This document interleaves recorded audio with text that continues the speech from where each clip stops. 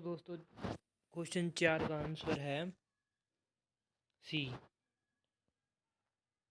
सिंधु घाटी सभ्यता एक नगरीय व लौकिक सभ्यता थी, जैसे आप सब जानते हैं।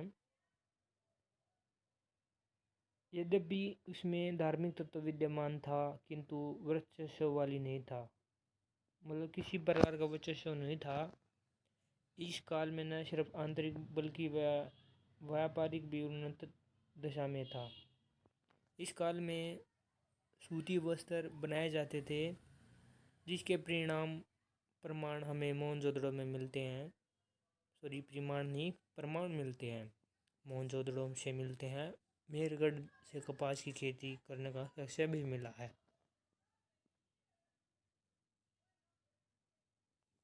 नेक्स्ट क्वेश्चन है 5। निम्नलिखित में से कौन सा लक्षण सिंधु सभ्यता के लोगों का सही चित्रण करता है या करते हैं? उनके विशाल महल और मंदिर होते थे। ऑप्शन 2, वे देवी देवताओं को दोनों को पूजा करते थे। ऑप्शन 3, ये युद्ध में घोड़ों द्वारा खींचे गए रथों का प्रयोग करते थे।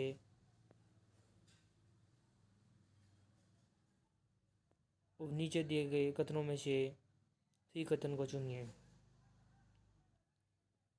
केवल एक या केवल 2 या बी केवल 2, सी 1 2 तीनों, सभी, उपयुक्त में से कोई नहीं। आपके पास 5 सेकंड का टाइम है।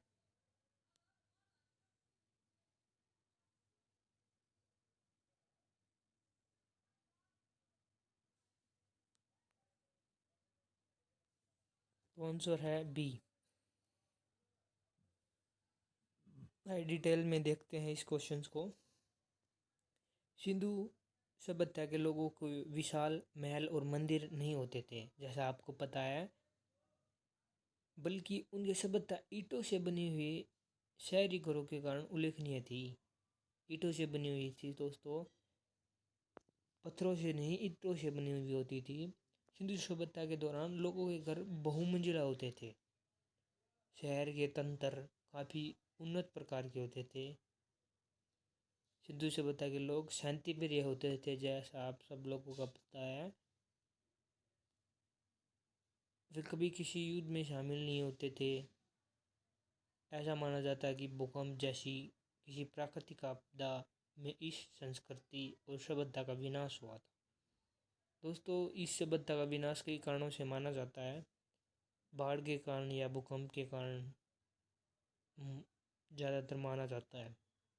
कुछ इतिहासकारों का यह मानना है कि आर्यों के आक्रमण और समुद्री सतह में परिवर्तन की वजह से इनका खात्मा हुआ था। बहरहाल, युद्ध में घोड़े के उपयोग की कोई सत्यता प्रमाणित नहीं हुई है। इसके अतिरिक्त सिंधु सभ्यता के की मोहरों में छिपा हुआ स्वास्तिक चिन्ह व जानवरों को अनुकृति उनके धार्मिक स्थानों के बारे में बतलाता है। वहाँ पाई गई दोस्तों, यहाँ पे पाई गई है मूर्तियों से भूतत्वविदों को पता चलता है कि उस समय लोग माँ रूपी देवी की तथा पितर रूप देवता की पूजा करते थे, जो शायद समग्र जाति के पिता स्वरूप थे।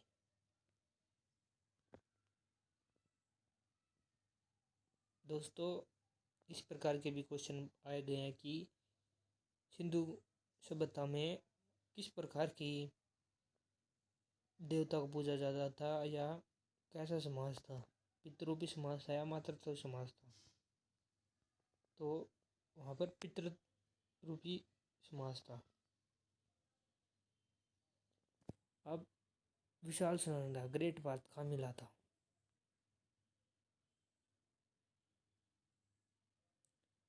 Lothal, option A, option B चंदड़ में, ऑप्शन सी हड़प्पा में, ऑप्शन डी मोहनजोदड़ो में।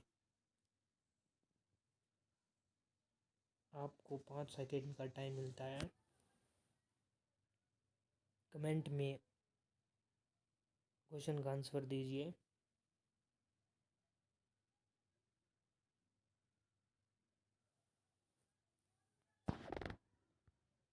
क्वेश्चन का आंसर है डी, मोहनजोदड़ो। जैसा आपको बताया, मोहनजोदड़ो की 11.88 मीटर लंबा था और 701 मीटर चौड़ा था और 243 मीटर गहरा भी था। विशाल स्नानागार मोहनजोदड़ो में मिला है।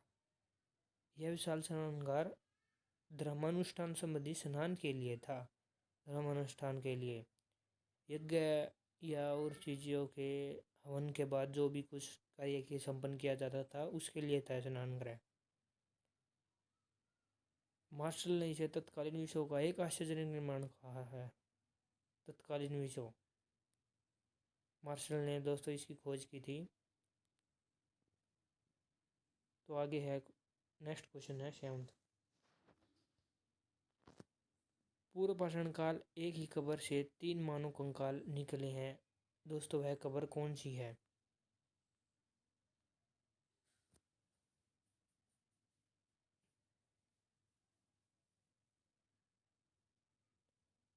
ऑप्शन ए सराय नाहर सराय से, दमदमा से, ऑप्शन सी मदहदा से, ऑप्शन डी लंगनाद से। जल्दी से आंसर दिए क्वेश्चन का।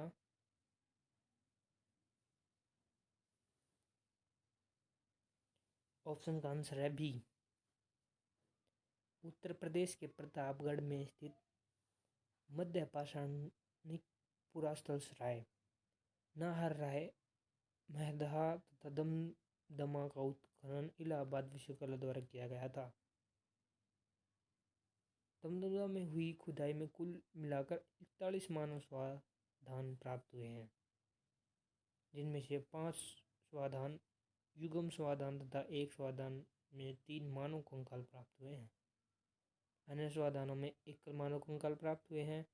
सराय नाहरथी राय से संयुक्त रूप से 2 पुरुषों और 2 स्त्रियों को एक साथ अपनाए जाने के प्रमाण प्राप्त हुए हैं। यहाँ की समाधियाँ छिछली एवं अंडाकार थी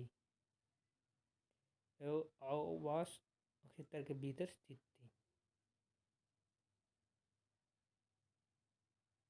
जैसे आजकल देखते हैं लोग बाहर की तरफ दफनाते नहीं, यहाँ पर आवास क्षेत्र में दफनाए गए थे।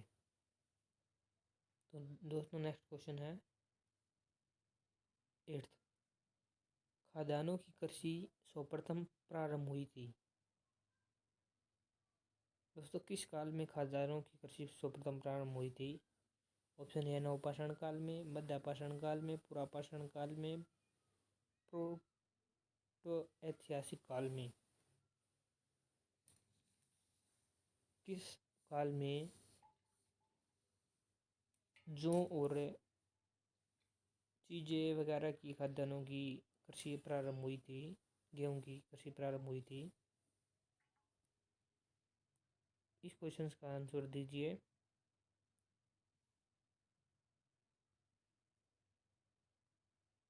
ऑप्शन ए नवपाषाण काल में। कृषि की शुरुआत सर्वप्रथम नवपाषाण काल में हुई थी। जौ और गेहूं को खाद्यान्नों के रूप में उगाया गया। स्टार्टिंग में चावल की खेती का प्राचीनतम साक्ष्य इलाहाबाद के नज़दीक गोलडीहवा नामक स्थान में मिले हैं। चावल की खेती के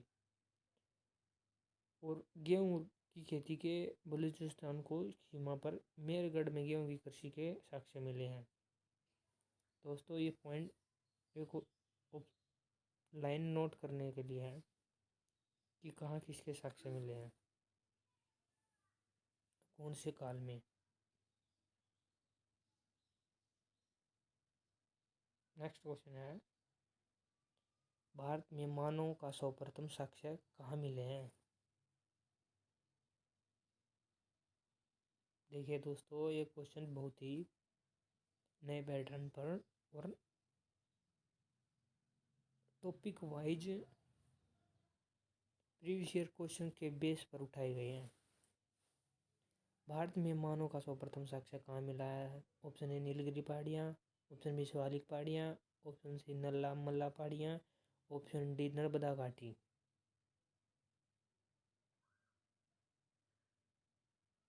आपको इस क्वेश्चन का आंसर क्या लिखता है, जल्दी से बताइए कमेंट बॉक्स में।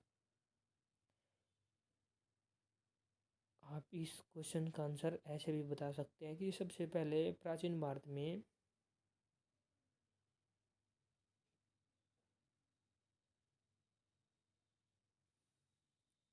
जोग्राफी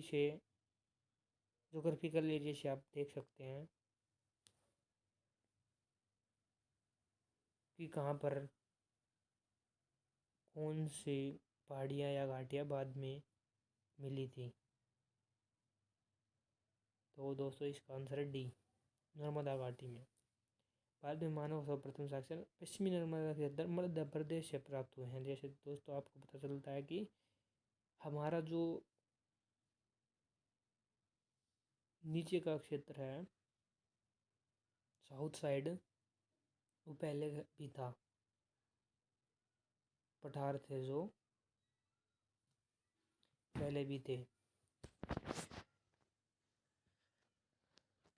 तो वहाँ पर नर्मदा नदी के पास उपजाऊ क्षेत्र में वहाँ पर न साक्ष्य मिले हैं। नेक्स्ट क्वेश्चन है निम्नलिखित में से किसको चालकोलिथिक युग भी कहा जाता है। कौन से युग को चालकोलिथिक युग भी कहा जाता है। ऑप्शन है पुरापाषाण युग, ताम्रपाषाण युग, नवपाषाणिक युग या लौह युग। जल्दी से कमेंट बॉक्स में इसका आंसर दीजिए।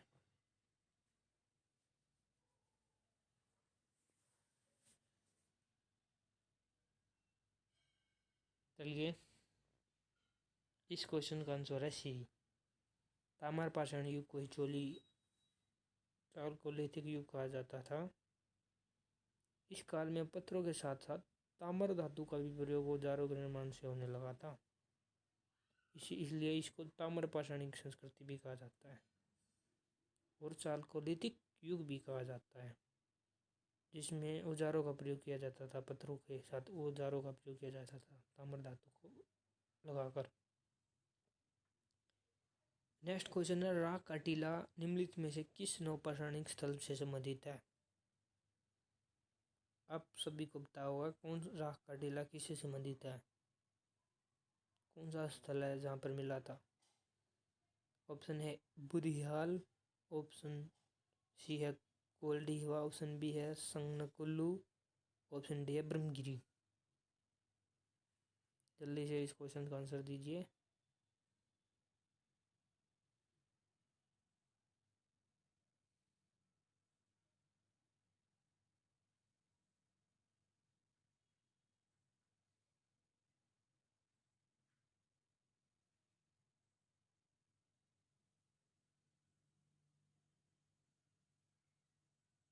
इस क्वेश्चन का आंसर है बी, सगनकुल्लू दोस्तों बेलारी कर्नाटक में स्थित है। राख के टीले प्राप्त हुए हैं जो नवपाषाणिक कालीन है। ये टीले उस काल के चरवाहा समूह के मौसमी शिविरों के जले हुए अवशेष हैं।